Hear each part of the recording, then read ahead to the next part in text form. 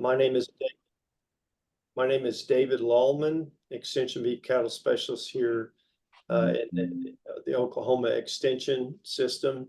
And I'm going to let my other two cohorts introduce themselves. Good afternoon. I'm Dr. Rosalind Biggs. I'm a beef cattle extension specialist housed within the College of Veterinary Medicine here at Oklahoma State. Hi, I'm Paul Beck. I'm beef cattle extension specialist at the Department of Animal and Food Sciences here in Stillwater. So probably should refer to you as colleagues and not cohorts, because it sounds like you're part of an experiment or something. But every day, Dr. Lallman, every day. True that. Welcome anyway. I want to tell you just a little bit about, we are planning to try to put another one of these series together in February. I'm really excited about the potential. I haven't got it locked down yet, but the potential to have a friend of mine, relatively new acquaintance from Uruguay in South America, join us. And I just little teaser, he is just a phenomenal reproductive management professional, and he is a veterinarian there in Uruguay. He manages about 30,000 head of cattle, or involved in the management of about that many cattle, and they artificially inseminate every one of those animals every year. They are currently able to inseminate about 140 to 160 heifers or cows per hour. Okay, just tremendous. And their system is just unbelievable and just outstanding. I think we can learn a lot from them. We're going to try to get Dr. Guillermo De Nava on that series there in February. So I'm really excited about that. What else do we need to share with everyone? Dr. Biggs, Dr. Beck? Just remind everybody, we'll be back next week. This is a relatively short series given the holiday and the new year. And so join us back next Thursday with Dr. Stein on heifer development approaches with that. And just invite everybody to take a look. If you've missed one, you can certainly look at beef.okstate.edu and catch up on ones you've maybe missed live. All of those recordings sit there. Anything, Dr. Beck? I just wanted to point out that we're right at the 20-year anniversary of the Cow-Calf Corner newsletter and Sun-Up program, and we're making a push to increase our emailing list that goes out weekly. I was told by a colleague that there's no reason we should not have over 2,000 people on that list, and we've got that up to right at 1,700. So if you really want to get a weekly email newsletter that's timely and has some important information, it does have Daryl Peel's market outlook every week. So that's the big selling point for me. So send us an email and sign up for that. Excellent. I see Dr. Biggs has that available there in the chat for everyone to access. Okay, well, let me introduce our speaker for today, Dr. Rick Funston, University of Nebraska. If you spent any time around the beef cattle industry and you pay attention to people that conduct applied, useful research, I shouldn't say useful, you can see my bias there in basic versus applied. We need both. But Dr. Funston has published and worked in the area of applied beef cattle. I would consider applied beef cattle reproductive management and nutrition by reproduction interaction throughout his career, and is one of the most well-known professionals in that area throughout the country. And so that's the really nice thing about this webinar format, is we're able to bring in experts from all over the country that we think might benefit our producers here. So Dr. Funston has been at the University of Nebraska there at the West Central Research and Extension Center since 2002. Prior to that, he was an extension beef cattle specialist there at Montana State University for a few years, and spent some time in, let's see, Chadron, is that? Yeah, Chadron State College And I know him from way back when I was in graduate school, and Dr. Funston was a spry young cowboy at that time riding saddle or bareback broncs. So do you still do any of that, Dr. Funston? Oh, not too much anymore. Okay, all right. Well, thank you for being with us, and we're looking forward to your comments. Okay, now I share my screen.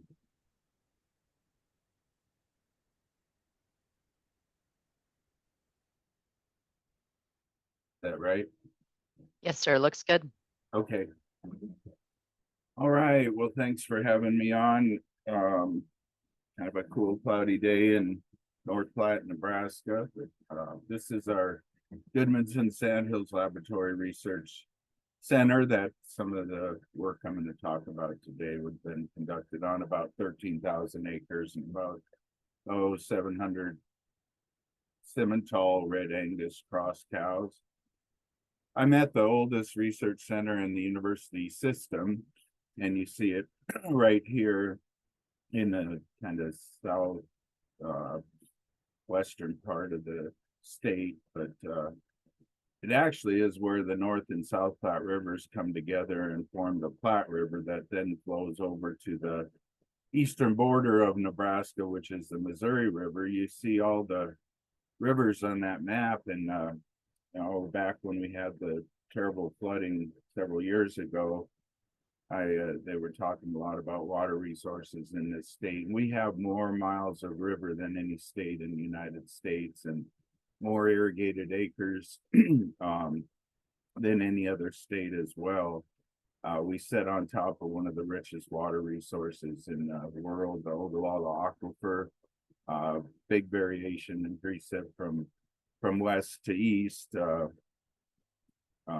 there's a lot of work on water usage and conservation. There's a lot of allocations on the irrigation acreages. So it's a precious resource, but I was in Texas. I was telling Dave a few minutes ago, a couple weeks ago at R.A. Brown Ranch, and yeah, we're very, very fortunate to have the water we do, that they envy having that type of resource. So the Goodmanson Sandhills Laboratory lies in 3 counties, one being the largest cow-calf county in the United States, which is Cherry County to the north. It is a big county, but has a lot of cattle. The aerial view of the Goodmanson, if you look down on the right corner, there is a wagon hammer center. The Wolf family was very instrumental in helping us build that, and it's been a tremendous educational resource for our university. So I was telling Dave, our sports in Nebraska boils down to tonight, and hopefully our volleyball team can make it through the Final Four. But I think Nebraska is one of the few, other than maybe Oklahoma and Kansas, and that really have a much beef systems applied research being conducted, looking at things, and we'll finish up with things pre-conception all the way with the illustration of heifer development in the top right. We finish all of our cattle here at North Platte, and we collect carcass data on every animal. And most of the cattle, I guess all the last several years, have gone to Tyson and Lexington. And I was telling Dave, we're just in the construction phase of building a packing plant in North Platte. It won't be the size of Tyson by any means, but we have some individual feeding facilities, Kalen gates, and we also have a grow safe system to monitor or measure feed intake. And I've worked a lot in reproductive management, but it's important to realize in the different disciplines we have in animal science and beef production specifically how important reproduction is, because we have to have a live animal born before we consider any things like efficiency, as some of our animal breeders like to put together complicated equations to demonstrate efficiency. But I like the bottom part of their slide. It says by simply increasing number of progeny per dam through either selection, heterosis from crossing, or better management, will increase efficiency of production.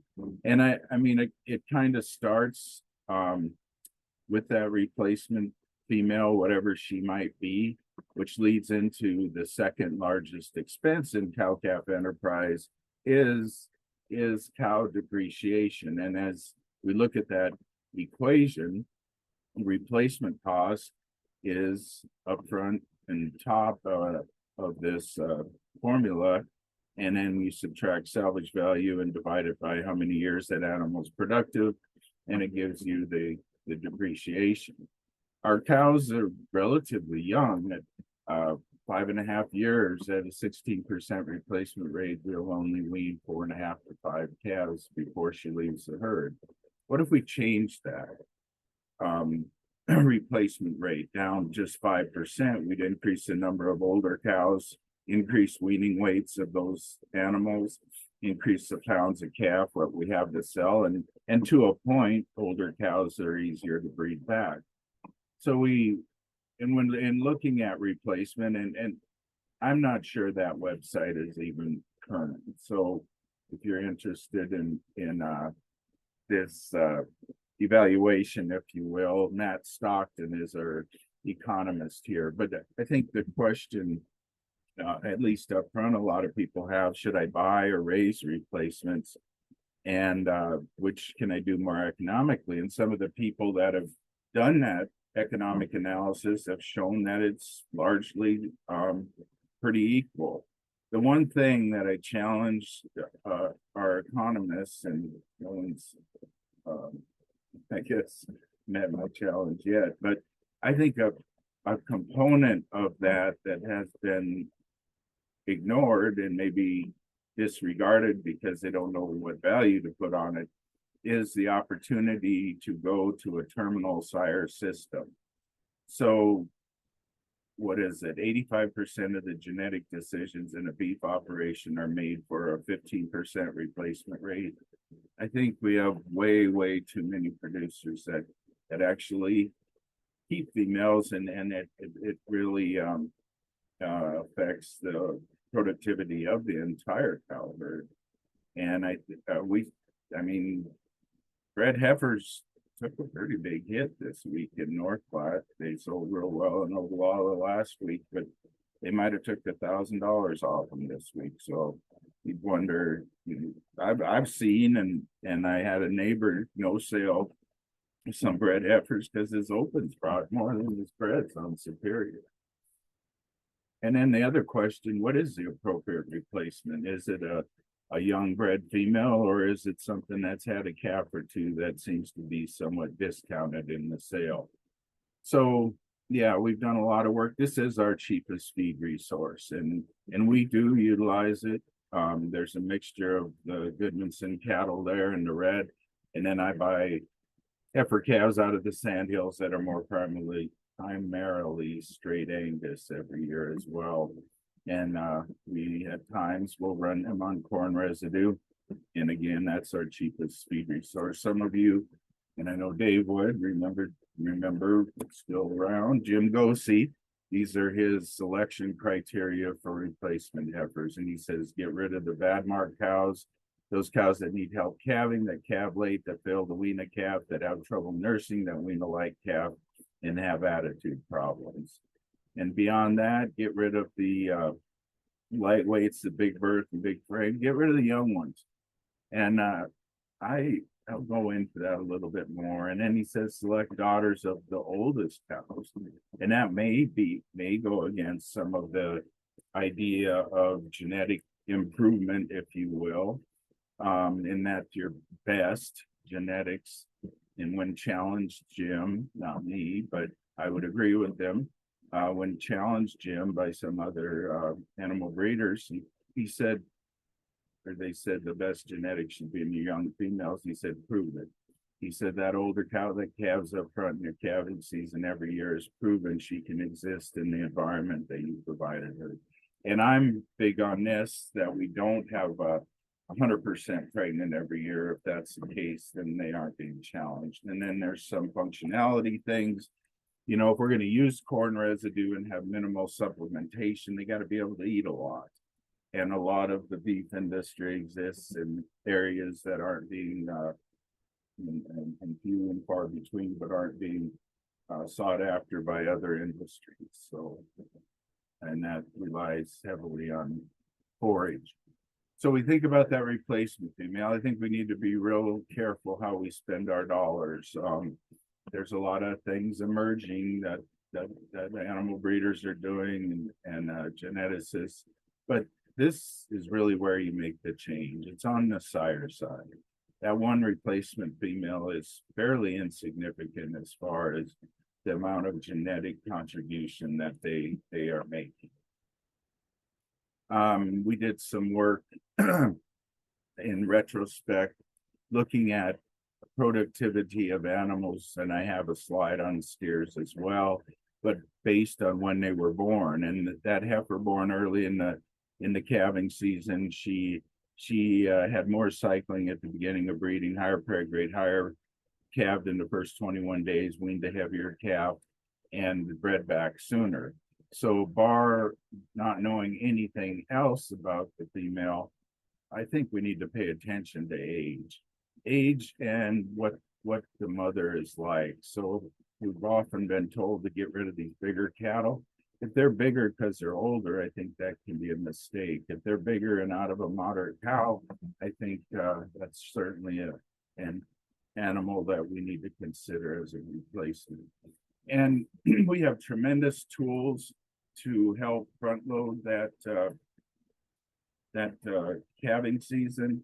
One is synchronization, and I'm part of a national task force that we've gotten all of the AI companies to standardize, if you will. If you look at back of any sire catalog, you're going to see the same protocols recommended. And in the heifer, I recommend the longer progestin protocols from either MGA or 14-day cedar, and we've done the work, and they're really, if you can get MGA into them, there's really no difference in pregnancy rate. And that website there is the most comprehensive reproductive beef cattle website there is. So beefrepro.org.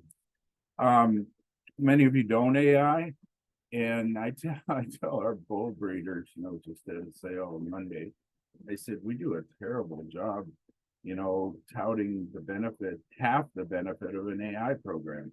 And that is the fact that those cattle are synchronized. Why aren't we using more synchronization with natural service? This is a relatively simple protocol where we turn the bulls in and then 5 days later get prostaglandin. And this isn't my original idea. Jack Whittier probably was one of the first to do stuff with this, but Bob Short certainly at Miles City, and they had 3 different calving herds in a pretty short breeding season, had greater than 85% preg rates. Well, I don't want to give shock. Well, don't then. Feed MGA for 2 weeks and then wait about 10 days anyway, and then just turn the bulls in. No shots, just MGA. This we have used successfully with animals out on range and cake with MGA. Probably I guess more preferred selection criteria for keeping replacements is what Bob Cushman and George Perry demonstrated. Those animals that got pregnant in their first cycle, and you look at the top line, they had more animals in their herd out to the 9th calving season. And basically saying, though, that, not all of those young females get bred later. Some of those, this collectively puts everything together, and when they become pregnant their first time, and by the time they wean their 6th calf, they wean you another calf. That's pretty dang important based on weaning weight, sale weight of those calves because they're older.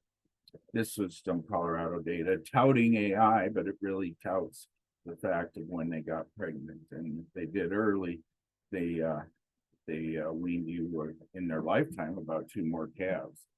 And those cattle that calve early in the calving season, the chance they're going to be open the next year is much later than if they calve late in your calving season. And Harlan Hughes, who was lastly known writing for Beef Magazine, He said it takes a profit from 2 early calving cows to cover the loss of 1 late calver, and a cow that calves in her first 21 days, her entire life will produce you, like that other slide showed, 2 more calves.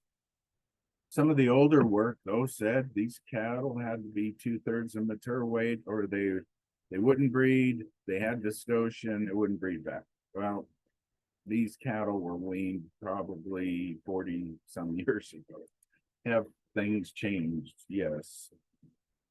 My predecessor here was Gene Deichler, and he really was one of the first to challenge this, and I published some of his data. It was the first paper when I came here, looking at a lower target weight, and you see there's no difference in pregnancy rate, you know, through the 4th pregnancy in this data set. And this has been repeated for many, many years. Andy Roberts, a good friend and colleague, was at Miles City for years. Before that, Clay Center, Meat Animal Research. He just charted out our retention in the cow herd based on the development gain. And you see there's really no difference depending on what gain you were developed as a heifer. But, I just had this question this morning, what should I feed my heifers to gain? And we figured this producer up by Broke Bow had 225 days. Heifers were weighing 5.5 today. Do the math, but even if you're not comfortable with the 50 or 60% mature weight, those cattle never have to gain over 1.5 pounds a day to meet some target weight that probably exceeds what we know we need to get them pregnant. A lot of the work then was looking at pattern of gain. Don Clanton was here for years at North Platte, but just to highlight the even gain, the red versus blue line, they did it with 12% less feed, no difference in conception rate. And those first service conception rate on that late gain, and we're currently doing a study. People ask, well, how long do I have to move them up going into breeding? And we're looking at a model where they're run on winter range or on different dry lot diets, and we just really bump them about the period that we feed MGA, so like 33 days. But in that case, we saw a higher first service conception rate. And Harv Friedley, who Dave knows, retired recently from the Clay Center, but he looked at 3 different patterns of gain and then looked at longevity based on that, just the gain in the first year. And that low high, they actually had higher longevity. And that goes back, I think, to some of these things about developing cattle in the forage system that they're going to have to rebreed on and live their entire cow life, I guess, if you will. I was just down at he was my first PhD student's place 2 days ago, and we looked at a lot of cattle down south in North Platte. And he had heifers on winter grass, and one of his colleagues, he also works for a feed company, but he asked him, he said, well, why are your heifers still out grazing? He says they need to experience what they're going to live on as a young cow and as a running age cow. So they're going to get winter grass here until snow starts, and then they're going to go to corn stalks. So we have seen that. Now, I'm not going to go into great detail in some studies, just the main points. We'll get these slides posted in the next couple of days. But those cattle that are developed in a system that they're going to be on later in life, they actually perform better, and maybe it affords us less need for supplementation.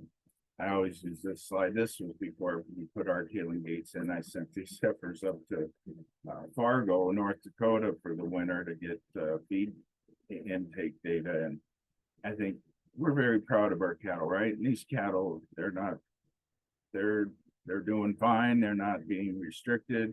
They're not the biggest female that you'll see, but there's a lot of people say, well, I don't want my heifers looking like that.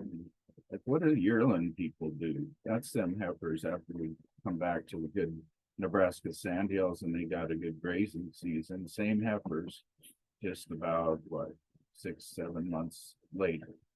And they darn sure exhibit this compensatory gain that the yearling system knows a whole lot about. One of the first studies we did here was looking at dry lot or corn residue as a heifer development opportunity. These were more, I think it was a mix of our more purchased straight Angus and then the red Angus Simmental. The corn residue at breeding were quite a bit lighter, 100 pounds, than the dry lot. They gained less, obviously, but they gained greater when post breeding. You got a better slide to illustrate that. So those lighter heifers actually had higher pregnancy rates, and I guess why is the question. A lot of our reproductive management systems really revolve around up to breeding.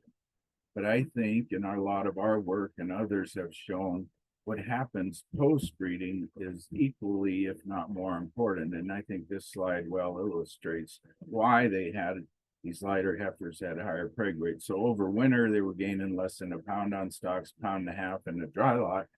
And then we bred them AI, locked up and fed MJ for 30 days or 14 days, and then time bred at 33.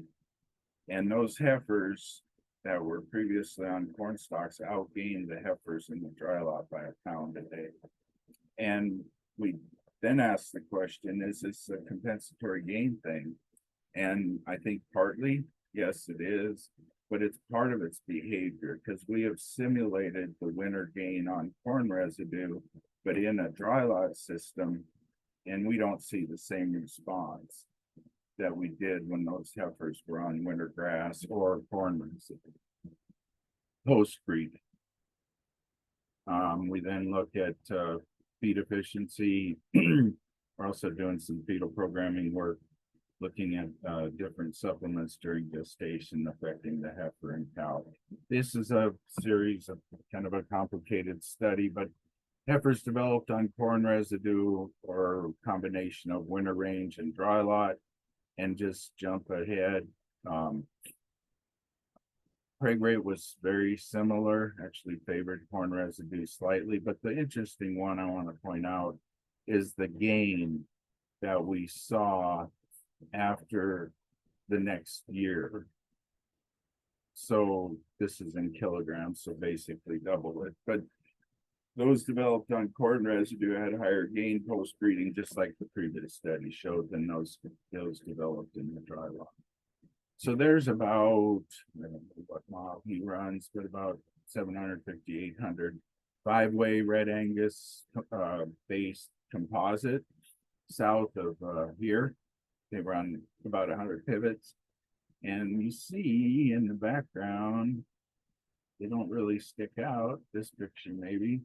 They're running these calves with the cows, they're mature cows, until about a month before they calve. And this is based on work Don Adams and I did with some of our later calving system studies. And basically, and he agrees the same thing, that these cow or calves that are left with the mother, they actually perform better than later in life. And again, it might decrease the need for supplementation. They do supplement these pairs. So distillers, I think 4 pound dry matter equivalent.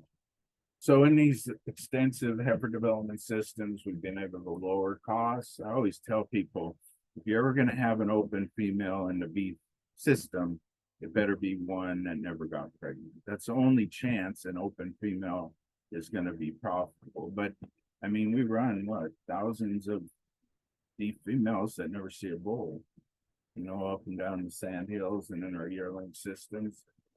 And I do think challenging these animals early when they're not going to be a liability with the short breeding season, lighter breeding weights, resulting in lighter mature weights, perhaps at least out to 5 years of age, they're lighter, but they have to continue to grow through calving as well. We may be one of the only countries that really develops heifers in a very, confined system. Not everybody does, but if you look around the world, though, places I've seen, it's forage based, with minimal supplementation.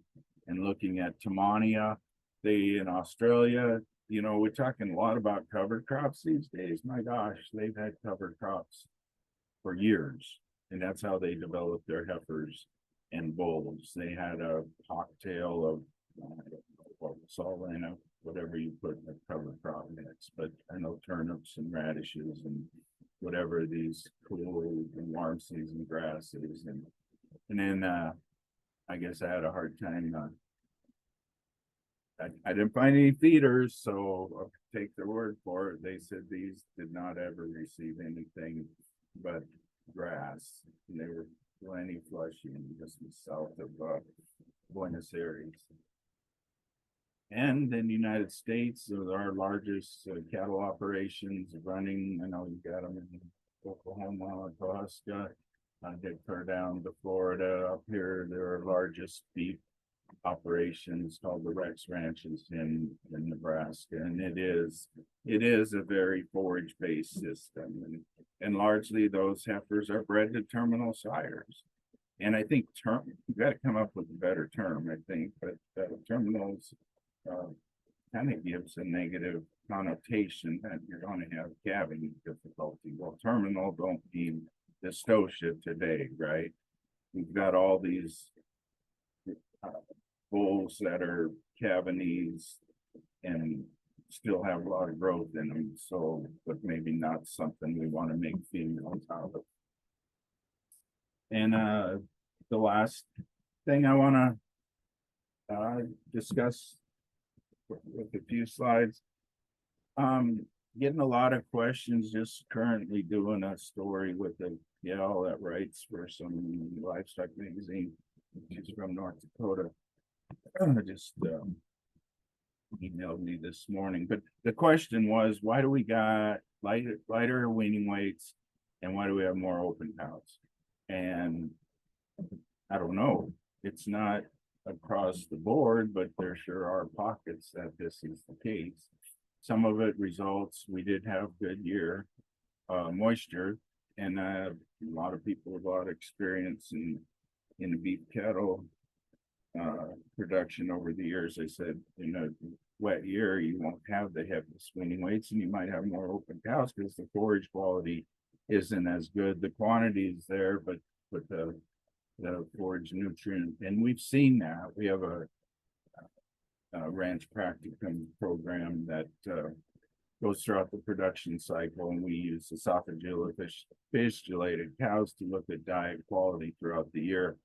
And darn sure the September diets were much lower than normal, even on the meadows. And I don't know, part of that's the precipitation, I believe.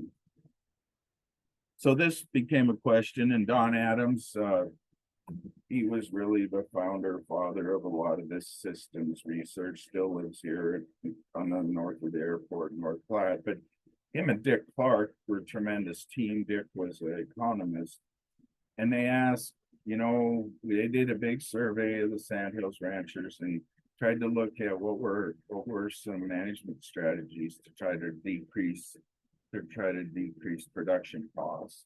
And one of them was the question, why don't we graze year round, decrease the amount of harvested forage? Well, we have, and that picture before this shows that those cows they don't get anything.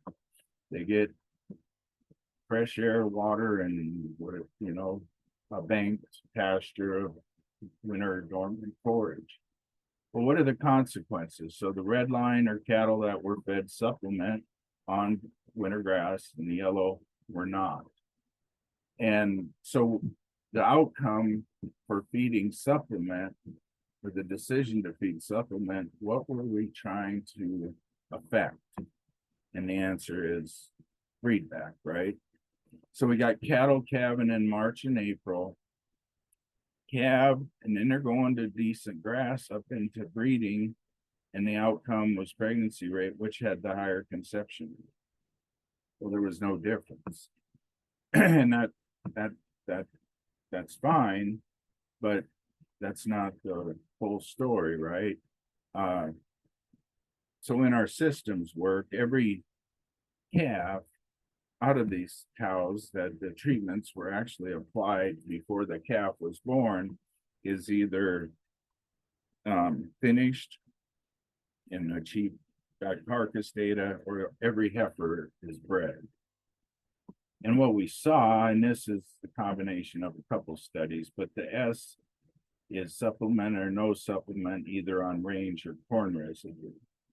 And we saw on range that these heifers that came from cows that weren't supplemented had lower pregnancy rates, but not on stocks.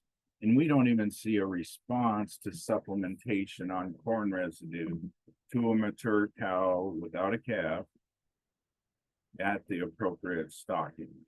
So this corn residue is a much higher quality forage than it's pretty similar in protein, but the energy content is better than our dormant forage. And on our steer calves from the no supplement, we took 70 pounds off those calves, something that happened even before that calf was born. And we also affected quality. We affected marbling by not supplementing that dam during gestation. And interesting, what's the mechanism? I'm not sure.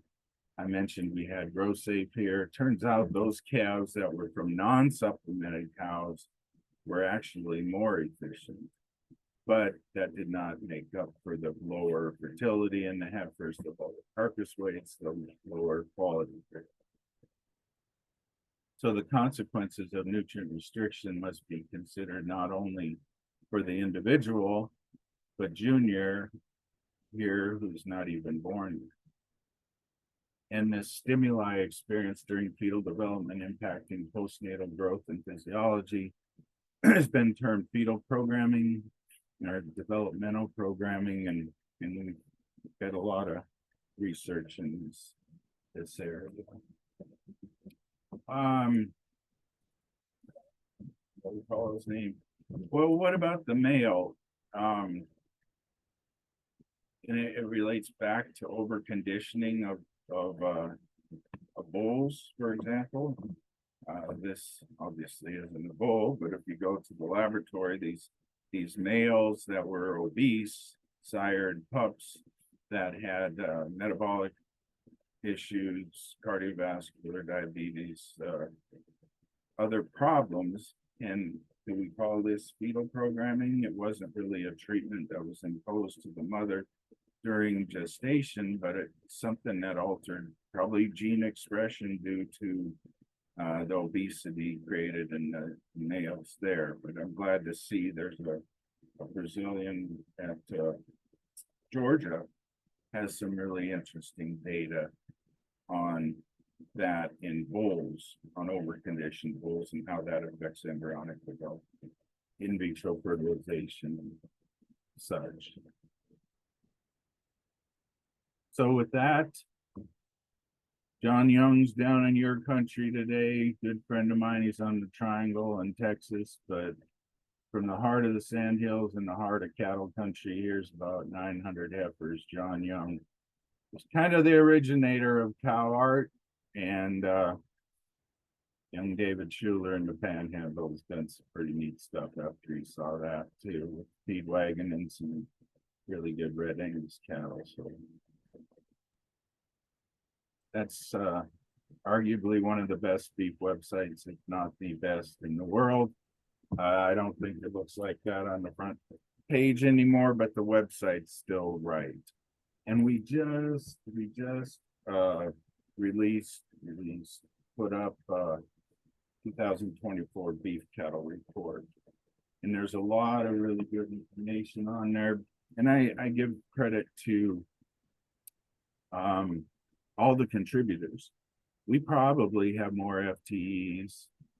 I shouldn't say probably, I'm guessing we do, devoted to beef cattle production in extension than any other university in the world, I would guess. So there's my contact information, that beef website again. And just with that, I know what I have. All right. Thank you, Dr. Funston. Outstanding information.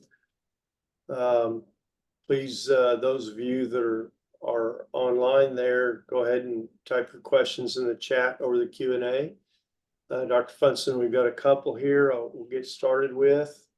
Brian asks, has DNA technology correlated well with selecting the correct heifers replacements for cow longevity or heifer pregnancy in your system?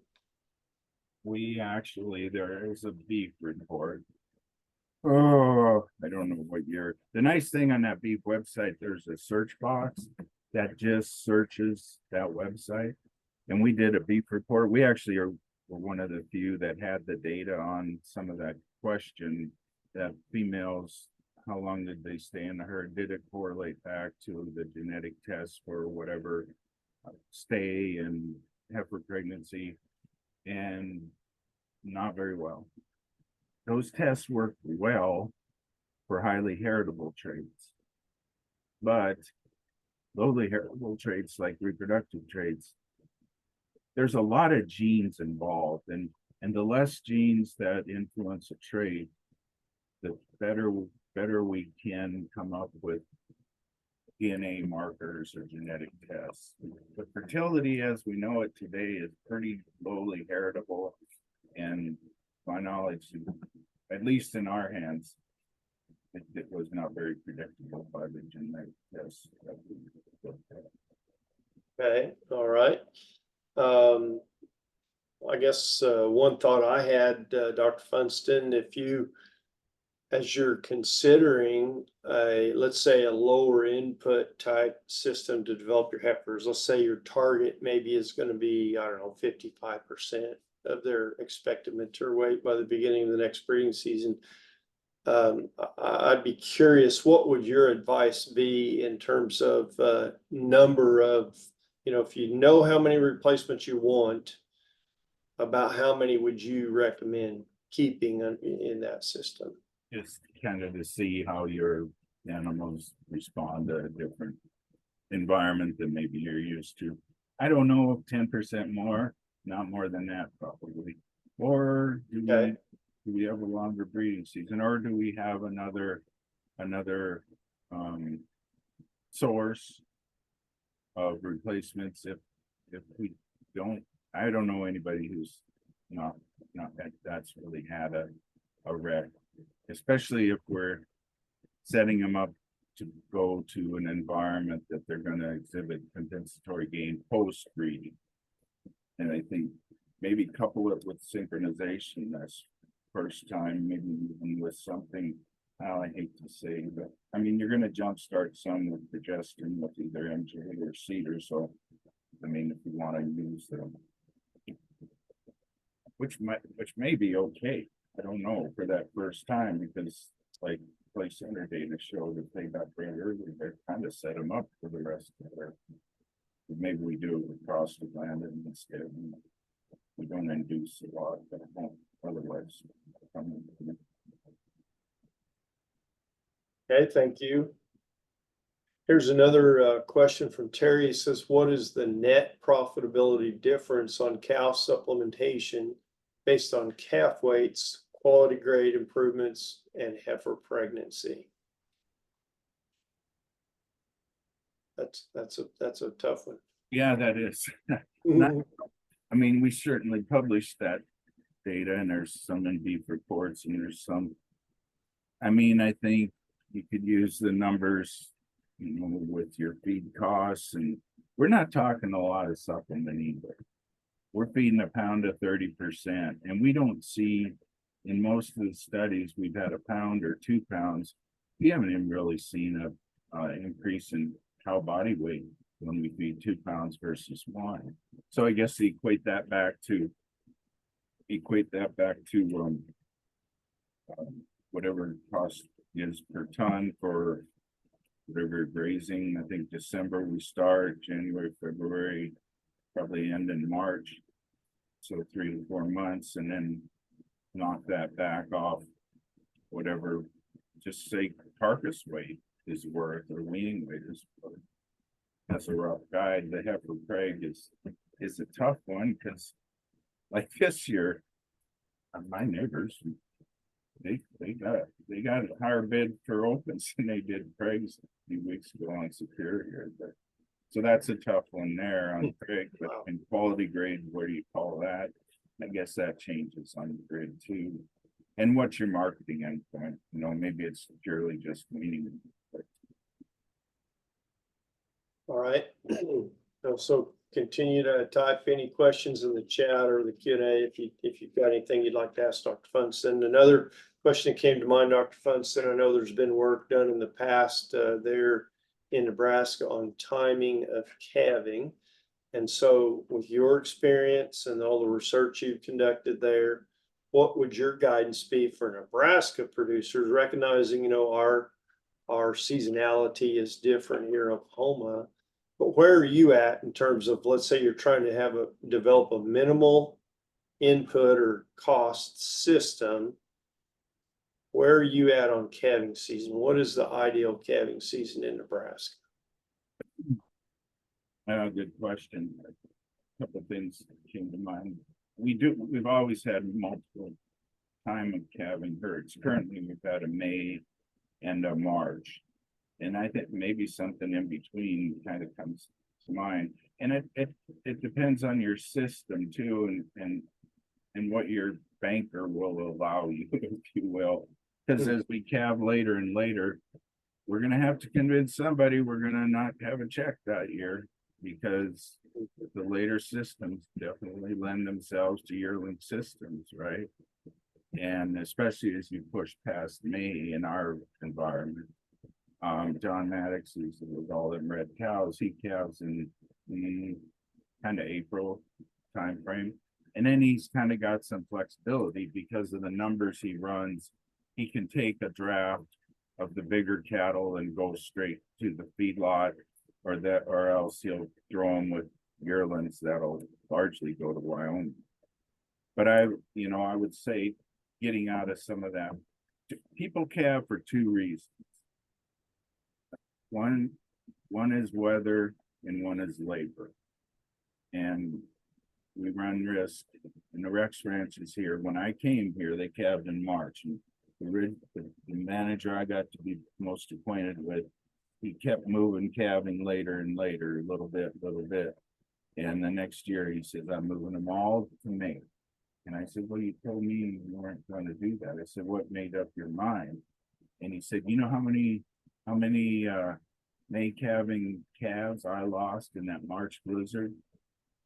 That kind of said a lot. We don't have facilities. The facilities were planted back, whatever, 50 years ago, and are the scourge of the sandhills or cedar trees, but there isn't much protection.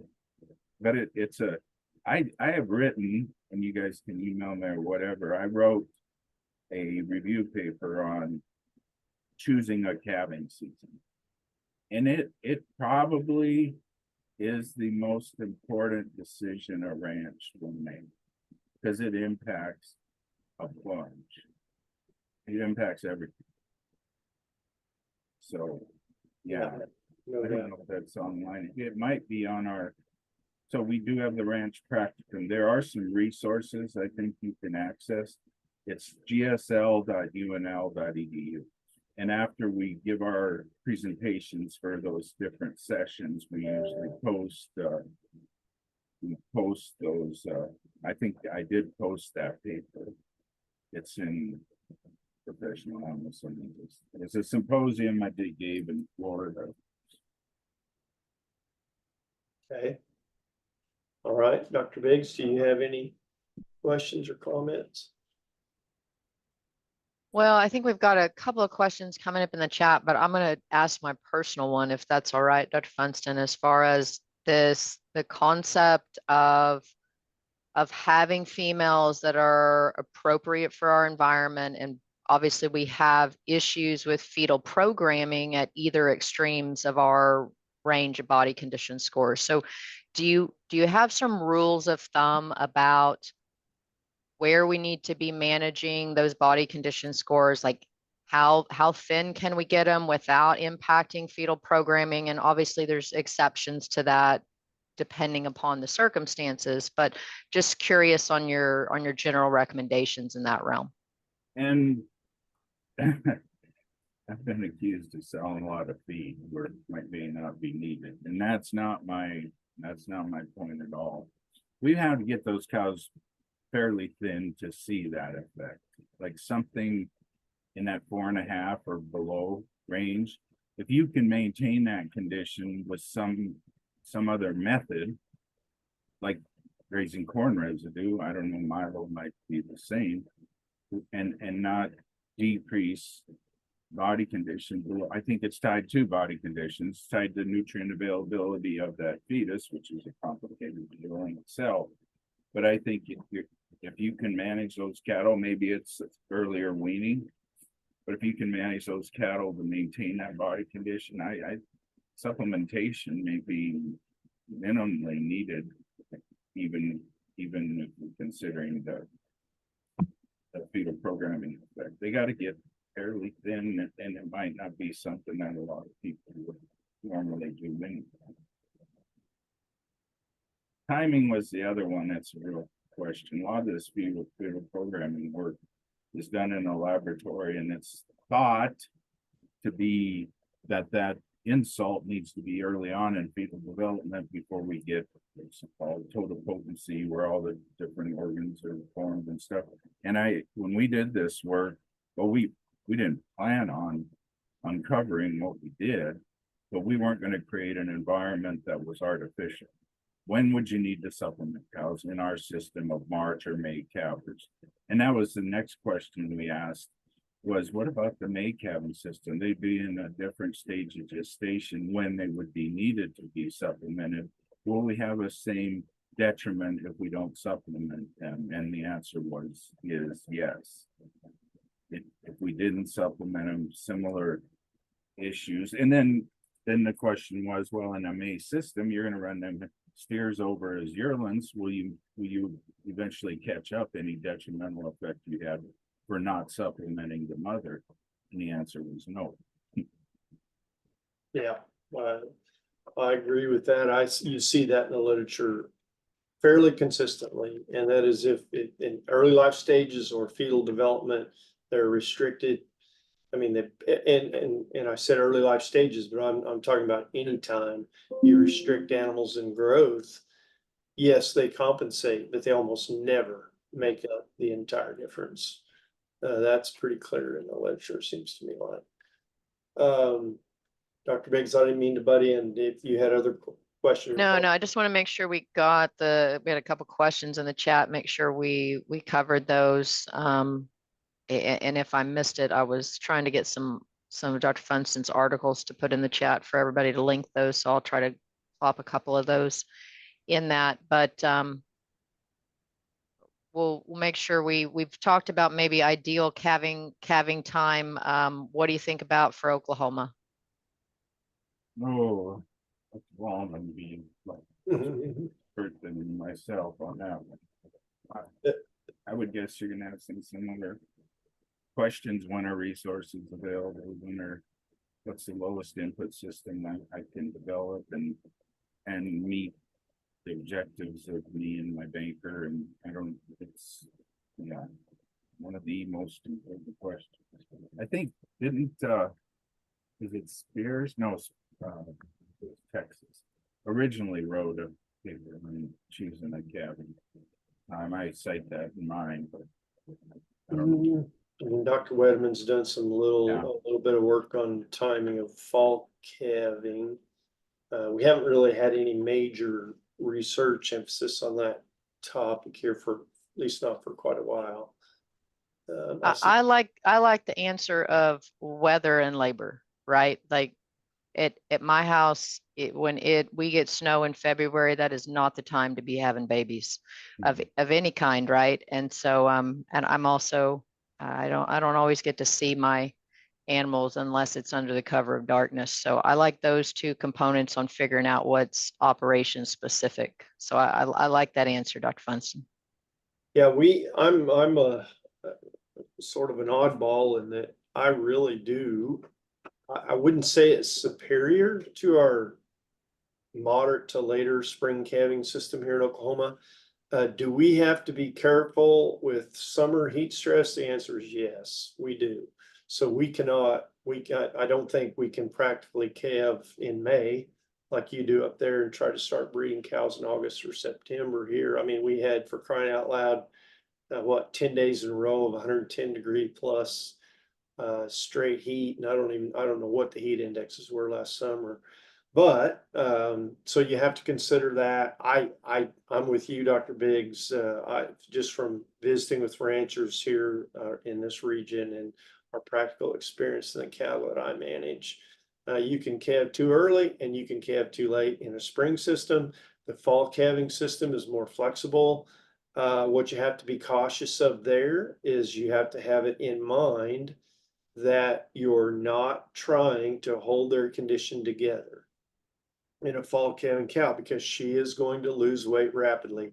The thing that we like about our fall calving system is it's falling off a log, getting those cows in a body condition score 6 or better when they calve.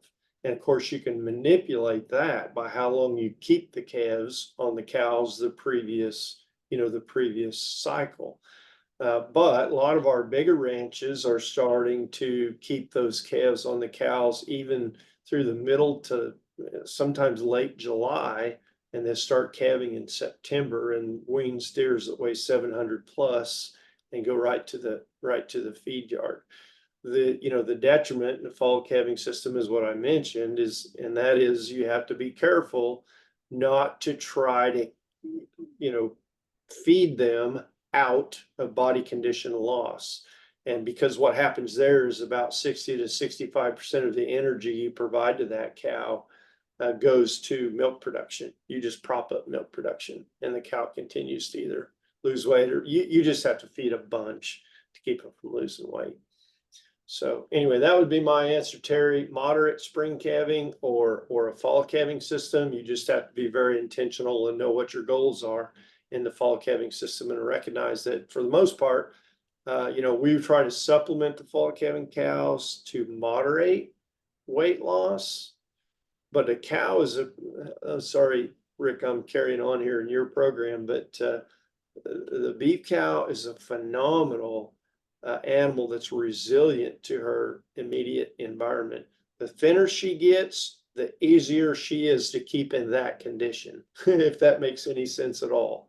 Her maintenance requirements drop, her milk production declines. And so as they gradually get a little bit thinner, their requirements go down. And so, if you're willing to let them get down to, as Dr. Funston mentioned, a 4.5 or so, they're going to be easier to keep anyway. All right, Dr. Biggs, Dr. Funston, anything else? Okay, well, hey, thanks everyone for joining us today. We're going to try to get Dr. Funston's PDF file of his slides and post that next to this recording. It'll be available at beef.okstate.edu in hopefully just a couple of days. And so hope to see you next week, next Thursday at noon. Have a great day.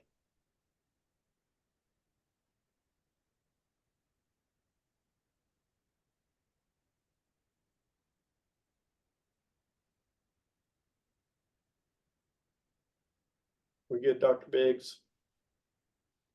I'll give her just a second there to turn off the recording.